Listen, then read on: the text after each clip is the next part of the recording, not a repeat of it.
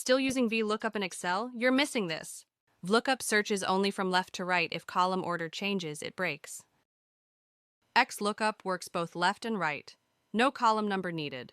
XLOOKUP also handles errors automatically. Clean, fast, powerful. Let's see VLOOKUP formula. Right VLOOKUP, select ID column. Now select table. Then right column, no of salary 4. Then select false for exact match and press enter. Let's see XLOOKUP formula.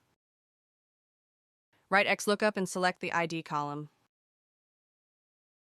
Then select employee ID column from table. Then select salary column from table and close the bracket. Which is better?